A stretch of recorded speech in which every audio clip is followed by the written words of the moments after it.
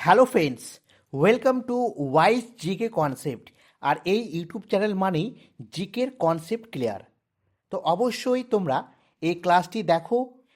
বিশেষ করে সেন্ট্রাল লেভেলের যে সমস্ত তোমরা কম্পিটিটিভ পরীক্ষার জন্য প্রস্তুতি নিচ্ছ, তাদের জন্য তো এই ক্লাসগুলো অত্যন্ত ভীষণভাবে হেল্পফুল। কারণ এখানে মূলত সেন্ট্রালকে ফোকাস করে আমরা জিকেগুলো করাবো, একদম এক্সাম ওরিয়েন্টেড। বিশেষ করে যেগুলো পরীক্ষায় জিজ্ঞেস করা হয় বা জিজ্ঞেস করা হবে, সেই সমস্ত কোশ্চেন্সগুলোকে আমরা আলোচনা করেছি। তো অবশ্যই এই ক্লাসগুলো তোমরা দেখবে অন্যান্য যে বেঙ্গলি মিডিয়াম ইউটিউব চ্যানেল রয়েছে তার থেকে একটু আলাদা। ঠিক আছে, তো অবশ্যই তোমরা দেখো, আশা করি তোমাদের হেল্পফুল হবে। তো চলো, বিখ্যাত শিল্পী এবং সংশ্লিষ্ট ক্ষেত্র, এবং যেটা আমরা এর সাথে কভার করছি আর্ট এবং আর্টিস্ট। ঠিক আছে, জাকির হোসেন, মুম্বাইয়ের লোক জাকির হোসেন, তিনি হচ্ছেন একজন বিখ্যাত তবলা বাদক। ঠিক আছে, জাকির হোসেন কোথাকার? মুম্বাইয়ের। তিনি কে না একজন বিখ্যাত তবলা বাদক, যিনি নাকি জাকির হোসেন, যিনি নাকি ওস্তাদ আল্লাহ রাখা খানের পুত্র। তারা ওস্তাদ আল্লাহ রাখা খানের পুত্রকে জাকির হোসেন কোথাকার লোক? মুম্বাইয়ের। তিনি একজন বিখ্যাত তবলাবাদক। আর আল্লাহ রাখা খা তিনি নিজেও কিন্তু একজন বিখ্যাত তবলাবাদক ছিলেন। ঠিক আছে, তাহলে এখান থেকে আমরা দুজন তবলাবাদকের নাম পেয়ে গেলাম, ওস্তাদ আল্লাহ রাখা খা এবং তার পুত্র জাকির হোসেন, মুম্বাইয়ের লোক। ঠিক আছে, এর সাথে শম্ভু মহারাজ, তিনি লখনৌয়ের লোক, কত্থক নৃত্যের সাথে জড়িত। লাচ্চু মহারাজ, তিনিও কত্থক নৃত্যের সাথে জড়িত। তো অবশ্যই মনে রাখবে, শম্ভু মহারাজ এবং লাচ্চু মহারাজ কত্থক। ঠিক আছে, তারপর পণ্ডিত ভীমসেন যোশী, কর্ণাটকের লোক।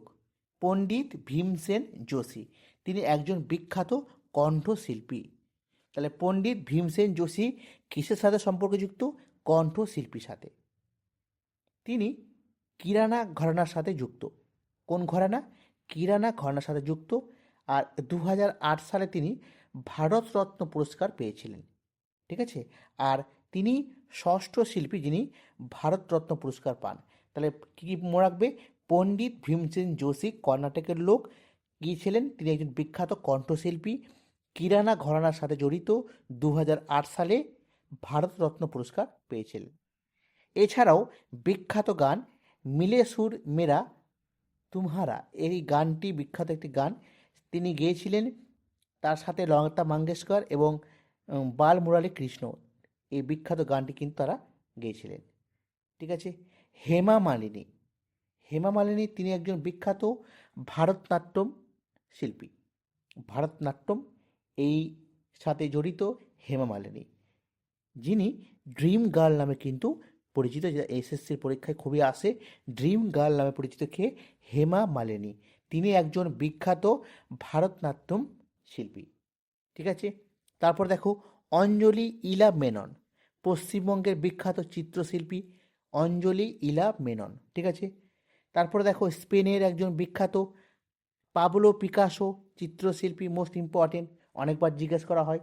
তিনি স্পেনের অধিবাসী। ঠিক আছে, পাবলো পিকাসো, যাকে ঘনবাদ অর্থাৎ কিউবিজম অর্থাৎ ঘনিজম এর প্রবর্তক, যেখানে বিভিন্ন জ্যামিতিক চিত্রের মাধ্যমে চিত্রকে প্রদর্শন করা হয়, তাকে বলা হয় ঘনবাদ। ঠিক আছে, কিউজম বা ঘনিজম এই প্রবর্তক ছিলেন কে? পাবলো পিকাসো, কোথাকার লোক? স্পেনের। ঠিক আছে, যামিনী রায়, পশ্চিমবঙ্গের বাসিন্দা যামিনী রায়, তিনি একজন বিখ্যাত চিত্রশিল্পী। যামিনী রায় ছিলেন অবনীন্দ্রনাথ ঠাকুরের বিখ্যাত একজন শিষ্য। অত্যন্ত এইটা তথ্য মনে রাখবে, ইম্পর্টেন্ট। অবনীন্দ্রনাথ ঠাকুর তিনিও একজন চিত্রশিল্পী। তিনি রবীন্দ্রনাথ ঠাকুরের ভাইপো ছিলেন। কে? অবনীন্দ্রনাথ ঠাকুর। তার বিখ্যাত চিত্রকর্ম হচ্ছে ভারত মাতা, যেটা 1905 সালে তিনি তৈরি করেছিলেন। ভারত মাতা কার? অবনীন্দ্রনাথ ঠাকুরের, যিনি রবীন্দ্রনাথ ঠাকুরের ভাইপো ছিলেন। ঠিক আছে, নেক্সট দেখো গগনেন্দ্রনাথ ঠাকুর, তিনিও হচ্ছেন একজন বিখ্যাত চিত্রশিল্পী।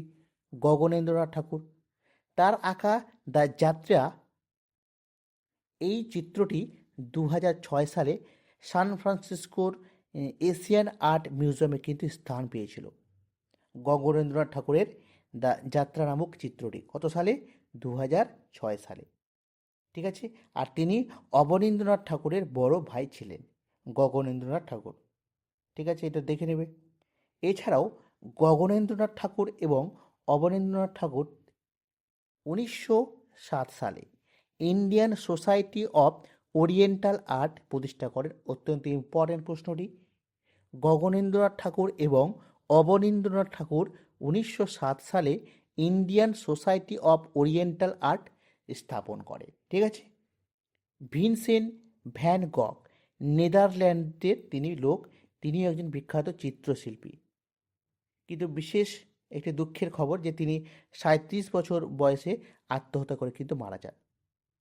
পরবর্তীকালে তার চিত্রশিল্পীর বিশাল প্রভাব পড়েছিল। ঠিক আছে, অবশ্যই পড়বে এটা। লিওনার্দো দা ভিঞ্চি সবচেয়ে একটি চর্চিত নাম, বিখ্যাত চিত্রশিল্পী। কোথাকার লোক? ইতালির লোক। প্রশ্নটি আসে কোথাকার লোক? ইতালির। তার বিখ্যাত চিত্রকর্মগুলির মধ্যে রয়েছে Mona Lisa, most important, the last supper বা শেষ ভোজ। ঠিক আছে, আর তাকে বলা হয় ইউনিভার্সাল ম্যান বলা হয়। কাকে? লিওনার্দো দা ভিঞ্চিকে বলা হয় ইউনিভার্সাল ম্যান। ঠিক আছে, অত্যন্ত ইম্পর্টেন্ট এই প্রশ্নগুলো পরীক্ষার জন্য। ঠিক আছে, বিশেষ করে এসএসসি রেলওয়ের পরীক্ষার জন্য তো ভীষণভাবে ইম্পর্টেন্ট।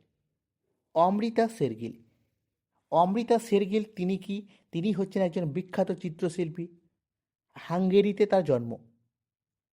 ইয়াং গার্ল তার হচ্ছে বিখ্যাত চিত্রকর্ম। এছাড়াও থ্রি গার্লস, এগুলো অত্যন্ত ইম্পর্টেন্ট। মাত্র 28 বছর বয়সে কিন্তু তার মৃত্যু হয়। ঠিক আছে, অমৃতা শেরগিল। নেক্সট দেখো, লি কুরবুয়েসে। তিনি একজন বিখ্যাত স্থপতি, অর্থাৎ শিল্প নকশাকার। চণ্ডীগড়ের যে বিখ্যাত নকশা রয়েছে চণ্ডীগড় শহরের, তিনি কিন্তু তৈরি করেছিলেন লি কর্বুয়েসে। চণ্ডীগড়ের নকশাকে তৈরি করেন লি কর্বুয়েসে। ঠিক আছে, স্থপতি ছিলেন। বিভিন্ন পরীক্ষায় এগুলো জিজ্ঞেস করা হয়। সোনাল মানসিং মুম্বাইয়ের লোক, ওডিসি নৃত্যের জন্য একজন বিখ্যাত শিল্পী। ঠিক আছে, বর্তমানে একজন রাজ্যসভার সাংসদ, এমপি। ঠিক আছে, তারপরে আলাউদ্দিন খাঁ। আলাউদ্দিন খাঁ হচ্ছে একজন সরোদ বাদক। ঠিক আছে, তিনি পান্নালাল ঘোষ, পণ্ডিত রবিশঙ্কর এবং আকবর আলী খাঁয়ের গুরু ছিলেন। আলাউদ্দিন খাঁ সরোদ বাদক, তাদের শিষ্য কে ছিল? পান্নালাল ঘোষ, পণ্ডিত রবিশঙ্কর, আকবর আলী খাঁ, প্রত্যেকে ছিল সরোদ বাদক। ঠিক আছে, বিরজু মহারাজ উত্তরপ্রদেশের লোক। বিরজু মহারাজ তিনিও কত্থকের সাথে জড়িত। এসএসসি আরআরবিতে এসেছে। ঠিক আছে, পড়বে। শিবকুমার শর্মা। শিবকুমার শর্মা তিনি একজন সন্তুর বাদক, জম্মু কাশ্মীরের লোক। আর সন্তুর হচ্ছে একটি কাশ্মীরি বাদ্যযন্ত্র। ওস্তাদ বিসমিল্লা খাঁ বিহারের লোক, সানাই বাদক। ঠিক আছে, ইম্পর্টেন্ট। এই বিসমিল্লা খাঁ থেকে অনেক প্রশ্ন আসে, যেমন 2001 সালে তিনি ভারতরত্ন পুরস্কার পেয়েছিলেন। ঠিক আছে, আর ভারতরত্ন পাওয়া তিনি তৃতীয় সঙ্গীত শিল্পী। 1947 সালে লালকেল্লায় তিনি কিন্তু সানাই বাজিয়েছিলেন। 1947 সালে ওস্তাদ বিসমিল্লা খাঁ বিহারের লোক, সানাই বাদক, 2001 সালে ভারতরত্ন পান। ঠিক আছে, রাজা রবি বর্মা কেরালার একজন বিখ্যাত চিত্রশিল্পী। তার বিখ্যাত ছবি হচ্ছে হংস দৈমন্তী, মোস্ট ইম্পর্টেন্ট। পণ্ডিত রবিশঙ্কর তিনি সেতার বাদক। 1999 সালে তিনি ভারতরত্ন পেয়েছিলেন। এম.এস. সুব্বুলক্ষ্মী তামিলনাড়ুর বিখ্যাত একজন গায়িকা। ভারতরত্ন পাওয়া প্রথম সঙ্গীত শিল্পী হচ্ছে এম.এস. সুব্বুলক্ষ্মী, তামিলনাড়ুর লোক। কত সালে পেয়েছিলেন ভারতরত্ন? 1998। পরীক্ষায় জিজ্ঞেস করা হয়। ঠিক আছে, নেক্সট দেখো, পণ্ডিত যশরাজ হরিয়ানার হিসার নামক অঞ্চলের বাসিন্দা। পণ্ডিত যশরাজ তিনি একজন বিখ্যাত কি ছিলেন? কণ্ঠশিল্পী ছিলেন।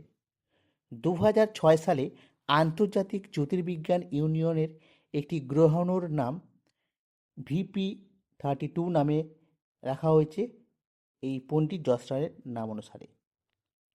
সত্যজিৎ রায় কলকাতার লোক, আমাদের বাঙালি, বিখ্যাত চলচ্চিত্র পরিচালক।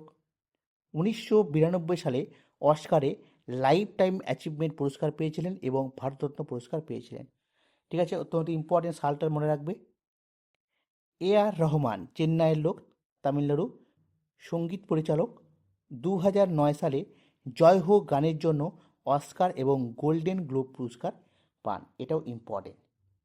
সিতারা দেবী, কলকাতার বিখ্যাত কত্থক নৃত্যশিল্পী সিতারা দেবী, মনে রাখবে। ঠিক আছে, এই সিতারা দেবীকে রবীন্দ্রনাথ ঠাকুর ছোট থেকেই বলতেন যে কত্থক কুইন। ঠিক আছে, মনে রাখবে। এবার বিশিষ্ট ব্যক্তিত্ব এবং ঐতিহাসিক তথ্য জেনে নিব। যেমন কে কামরাজ তামিলনাড়ুর মুখ্যমন্ত্রী ছিলেন, তাকে কিং মেকার বলা হতো। অরুণা আসফ আলী, 1997 সালে তিনি ভারতরত্ন পুরস্কার পান এবং 1998 সালে তাকে স্ট্যাম্প ইস্যু করা হয়, তার নামে স্ট্যাম্প ইস্যু করা হয়। অবশ্যই ইম্পর্টেন্ট এই তথ্যগুলো। তারপরে কমলা দেবী চট্টোপাধ্যায়, 1926 সালে নির্বাচনে প্রতিদ্বন্দ্বিতা করা ভারতের প্রথম মহিলা। ঠিক আছে, আর এনএসডি অর্থাৎ ন্যাশনাল যে আমাদের আর্ট অ্যান্ড কালচারের ডিপার্টমেন্ট রয়েছে, ঠিক আছে, যাকে আমরা বলি